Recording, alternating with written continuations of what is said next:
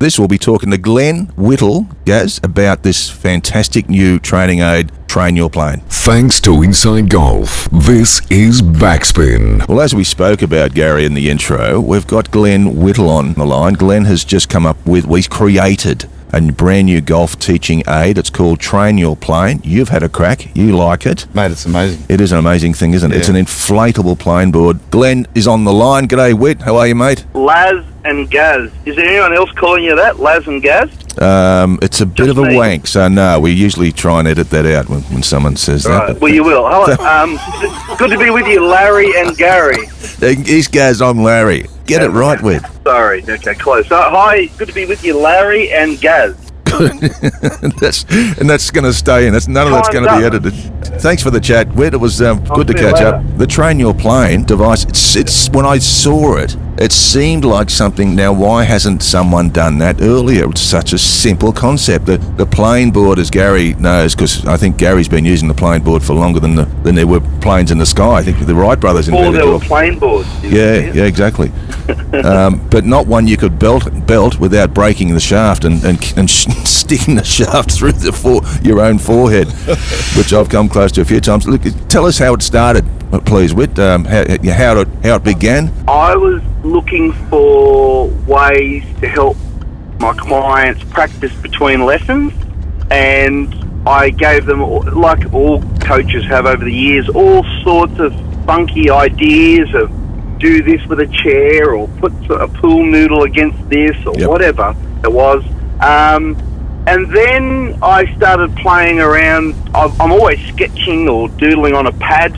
So I was just drawing some ideas, and you should see, in fact, I sent you guys some photos this morning. I'm not sure if you had a chance to look at them, but it took 2 years to sort of get it to a point that I thought was right. I would spend a lot of time sort of making it out of plasticine because the manufacturers had no concept of what I was talking about. You must have gone through a lot of plasticine. That's it. Yeah. That's a shitload of plasticine. They weren't life-size. I don't know if you know about scale, Gaz. Oh, you can go scale. Okay. You can scale it. Miniature version, okay. They were double the size of the one. No, actually, they were only tiny, like a match. Initially, I did that, but people kept laughing at me when I'd try and carry this life-size plasticine through the house.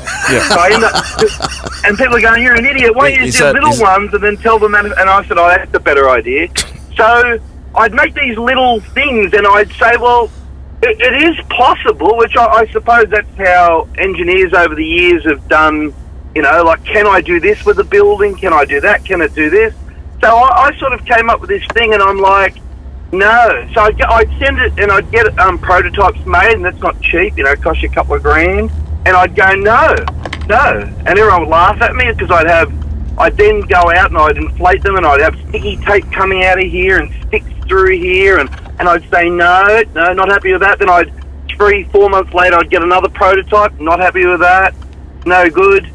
This is good though, this little bit's good, but it's got to be adjusted. And anyway, so it went on, and it took a couple of years, and I got it to a point where I thought, you know what, I think it's got something. And I know it's not out there because I'd gone through my patent attorneys, both here and overseas, to go and do their searches. So we were away, and then I just thought, well, now you've got to spend a year, which it basically took to get the product ready, as in the packaging and the logo and the website and the app. It comes with a free app with about 25-30 videos on how to, because it's about 10 different setups for 3 different pieces. You can not only do the plane, but they use Velcro, and the 3 pieces can be used to set up all different practice exercises at home, basically. And is that when they decided to let you out of the facility at that point? Well, if you know me, I am crazy. Well, because I've been told I'm crazy because I do stuff like that. And well, you got to be crazy. Yeah, and you know. But you did that on the day leave or when you're in there? I did it in between. I did the sketching I did when I was in there full time. I did some of the prototypes in the insanity ward. Yeah. Would have been hard with your arms tied behind your back too, wouldn't it? Well, you'd be amazing what you can do with your mouth and plasticine. I would when I started dragging these life-size plasticine swing plane things through the ward, they thought, that's it. We've got to put him away for 20 years. And I said, do I get any PDP points for this? You get PGA points, but No. They said, no, you're in, no visitors. So by the time they let me out, I'd had a pretty good thing. In fact, the wardens liked it. Everyone Well, I tell you what, that's what I was worried about, because I really liked it. Well, one of the wardens was off 28, now off 7. So things are moving along. I'm out full time, and this thing's on the You're market. going well. Hoping to sell 5 worldwide. I tell you, I've got to say, on a serious note, as you said, we as golf pros, plane boards have been around for a long time. I remember Stephen Bann was the first one that I'd seen use one. I remember he told me the dimensions to go and make it at home. It was 5 foot by 2 foot, because obviously the plane, as you know, we all have different planes, and we can swing through on congruent planes. So we can, obviously, that shaft plane at the takeaway and the delivery, and then as we move back, you do get the odd player that'll stay on that plane, but most players will sort of move up on sort of parallel planes, then come back down. So that size that you've got is I think perfect for educating a player to swing the club on plane. As you know, as a golf instructor, a golf pro, the plane and the face, they're sort of like the king and the queen of golf. So it's obviously you're trained the plane, which is the one that I think's special in the fact that because it's not physically hard, you can sort of go at a swing with decent speed without sort of breaking a club or breaking something. And that's what I've found. If there is a negative with the normal physical plane board made out of wood or some solid construction, is that you can become a little careful in the rehearsals, and then the feedback that you're getting as a golfer, that proprioception, it's not really that valuable. You can sort of stand in front of a mirror all day and try to swing up and down a plane board, but you really need to make your motion with some force. And then having having what you've got, you can sort of tear into it and not do much damage, which is, I think, is the brilliance of it. Thanks. Well, I say to people all the time in lessons when I grab it, set it up for people, I always say, when they hit it, I say, that's great. And they say, what do you mean? And I say, well, if it wasn't there, you wouldn't know. You'd have no feedback. And with me, having made plane boards over the years, for most people, I know that they end up, like they've got a couple of little stays at the back and they shove it up by the side of the shed and they don't use it. And as Gary said, and I couldn't agree more, they don't really swing dynamically. It's a bit sort of scared and fake. It is. It's terrifying. And you can tilt the board slightly left, slightly right to show different delivery paths. You can. I posted your train the plane on my Instagram, and quite a few of the comments was, can I adjust this? Because obviously, God, I made a rubber plane board from Clark Rubber many years ago, but of course it was cut in one piece of a block and it wasn't adjustable.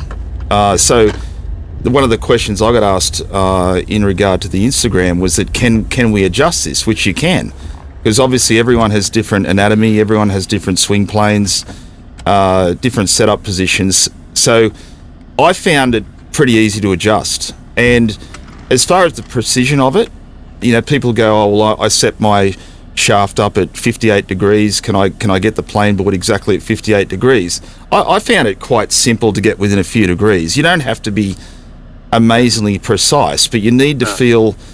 And the other thing that I liked about it too is that with obviously the material that it's made from, you can slip the club quite easily back and down, and you can get the right acoustics with the club slipping back and slipping through. So, which you don't get from plasticine. I mean, you don't. You definitely don't get that. Right. You definitely don't get that from plasticine. Well, my club kept sticking to the Well, yeah. Stuck at impact. ball I was losing a lot of distance. The ball was going about a foot. So what happened, Gary, is I kept getting different materials sent over, and as you can imagine with any process like this, you're trying to talk to people that don't know golf, and I'm saying it has to do this, and I had all these things in the back of my mind. It had to be affordable, had to be inflatable, had to be adjustable. My brother-in-law had the idea, which I thought was brilliant, he said, so it comes in a little box, that's cool. And I said, yeah. He said, so what do they do when they finish with it? Like, they roll it up, that looks good? And I said, yeah. He said, why don't they get a little bag?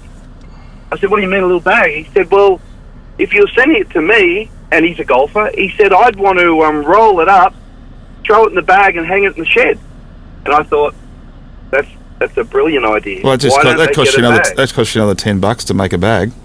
Well, a bag. You've got to give them a bag. So I tested it on a lot of people, a lot of clients, and only people that I trusted would tell me the truth. I didn't want people to tell me it was great. I knew the good parts of it. I wanted to know the bad parts of it. Was it hard to get out? Was it hard to inflate? Did it stay? So another thing they did for me with the manufacturing is I made them, part of my insanity again, I made them keep it up in their warehouse, every piece, because it comes in 3 pieces, the base, the wall and the tube, for 48 hours before they packed them. So I've got videos and photos, I should post them on Instagram actually, of the pieces up, blown up, inflated for 48 hours before they'd packed them, because I wanted evidence for my customers that they wouldn't deflate. They didn't have holes on them, etc. So are you saying you should practice for 48 hours in a session? Pretty much. And then if it's deflated, you should be having rest anyway. Yeah. Yeah, look. Obviously, I've been using it. I've been using it a lot at the Aussie the last couple of weeks, and I've been taking it out on the grass. I've been using it in the indoor facility. We've been dragging it around. We've had members just go and grab it and hit it. And it's been hit quite a few times. Like it's very durable, which I found probably exciting. Very important because practicing golf at full speed, hitting balls, you're going to get some people that are going to sort of rip into it. So it seems to be quite durable. I haven't sort of found any flaws with it at the moment, and obviously I've been using it in real life situations and coaching too, not just in a private situation. Yeah, no, I appreciate that. Speaking of durable, I've just recalled a story. My brother-in-law Mark has a driving range up at Gosford. He's another golf pro, so he's mad as well. And he had, when you said some people go at it really hard, he has one of the ones that you actually lock the club in. And he tried to tell the guy, look, go slow. I mean, because it's going to point you in different directions. And he went nuts. This bloke went bananas and tried to hit it. And the thing actually ripped out of the ground and it rolled down. It was like a wagon wheel flying down. He's left there holding the club and the thing's sailing down the fairway. I tell you, what I did, just back to this, I meant to mention it before. What I did is I paid about $1,000. It was like $400 to have it covered. I made for the listeners, I made a rectangle, sort of like Gary was talking about before, and then I made another huge piece that went on the other side that matched the angle, so that there was think of it like an incline or an angled tunnel to swing between. And what I did is I had it covered, so it was foam, not inflatable, foam. It's massive. I love it. I use it all the time. Anyway, so what happened? An agency and for golf as well. Yeah, that's right. An agency in China rang me, and he said, "I love what you've got. I saw it on social media." He said, "I love it," and I said, "Oh, do you want one?" And he said, "No." And I said, "You said you love it." He said, "Yeah, I've got a golf agency. I've got hundreds of thousands of customers." And I said, "Well, do you want some?" And he said, "No." And that was also a key indicator for me that I'm onto something good. But it's no good. It's because he said to me, I'd have to buy 3 factories to put them in. Yeah. And I'm like, right. So I'm onto something good, but no one wants them. Right, that makes sense. So how am I going to get it into something that's marketable and that golfers can improve with, especially for my clients? That's why I did it. And hopefully, because it's got protection around the world, hopefully we sell a lot all over the place. Oh, it's got to go nuts. Yeah, I'm Tom. going to Yes. take one over when I go to the next live event. I'm going to take one over. Matt wants one. He saw me using it, and he said, "Oh, I've got to get one of those." So I thought to myself, that is interesting. You know, there's a guy plays the PJ Tour, but he doesn't anymore. He plays the Live Tour, but he's been one of our better Australian players the last 15 years. So it definitely appeals to that end of player as well as someone that's just starting. So It'd be great if plane crashes into the ocean too. Gee, guys, you'll be the first one. They'll be jumping. They'll be clamouring to get on that. No, Glenn's got a limited edition yellow version.